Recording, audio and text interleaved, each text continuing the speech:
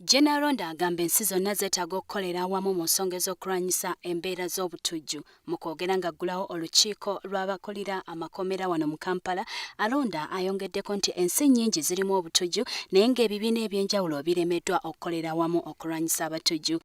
Agamba nti kino kye kivuddeko abatujju okulemera mu kitundu kino. Jenerali agambye ebitongole ebikuumaddembe biri bulindaala okweŋŋanga abatujju. Teri kwebaka bw'oyebaka omuntu asobola kukuyitako. Bano abatujju awaana asanga w'osanga police, osanga prison, osanga intelligence oba ki, togezaako kulumba prison oba police station oba ekintu kirala. Babeere nga beetegefu nga beemalira.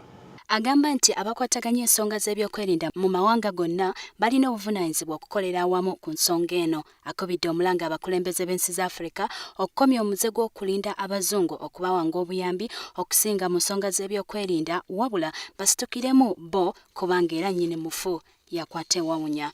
Mu ngeri y'emu, ssentebe w'ekibiina omwegattira abakulembera amakomera mu Afrika, Dr. Johnson Byabasaija eyatuuzizza olukiiko luno, alaze obwennyamivu olwa gavumenti ez'enjawulo okulemerwa okussa ensimbi mu makomera ekiviiriddeko abagakulira okufuna okusoomoozebwa mu ngeri ez'enjawulo. Omujjuzo omwe guli mu makomera ate si wano wokka, ate gujja kubeeramu kubanga amakomera ge tulina tegamala, ate omuwendo gw'abasibe gukyayeyongera. N'olwekyo nze nandibasabye mwewale ennyo nga bwe musobola okujja kutukyalirako nga temwegalidde kubanga babaleeta buleesi, si ekyo naye omujjuzo we guli.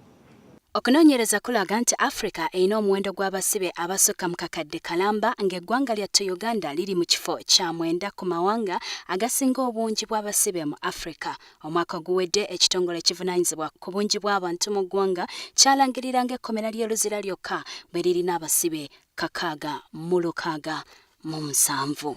Ng'eggwanga bwe lifuba okunyweza eby'okwerinda, buvunaanyizibwa bwa buli munnayuganda okulwanyisa ebikolwa eby'obutujju. Ku lwa WBS TV, ndi Jocelyn K. Nakibule.